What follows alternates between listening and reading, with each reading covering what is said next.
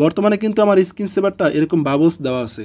আমরা জানি চাইলেই কিন্তু কম্পিউটারে সুন্দর সুন্দর স্ক্রিন সেভার সেভ করা যায়, চাইলে কিন্তু সেই স্ক্রিন সেভারে আবার নামও লেখা যায়। সো এটা আমরা কীভাবে করব? এটা করার জন্য মাউস থেকে রাইট বাটন ক্লিক করে দিব, তারপর চলে যাব পার্সোনালাইজে, তারপর চলে যাব লক স্ক্রিনে। তারপর এখান থেকে একটু নিচের দিকে চলে আসব এবং এখানে রয়েছে স্ক্রিন সেভার সেটিং, এটাতে ক্লিক করে দিব। ক্লিক করার পরে এখানে কিন্তু শো করবে স্ক্রিন সেভারটা।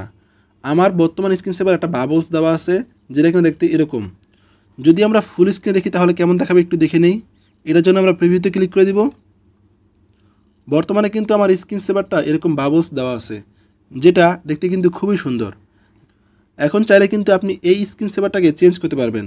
চেঞ্জ করার জন্য এইখানে ক্লিক করে দিবেন। এইখানে বিভিন্ন স্টাইল রয়েছে, ফটোস রয়েছে, চাইলে কিন্তু ছবি দিতে পারবেন এবং এখানে কিন্তু টেক্সটও রয়েছে।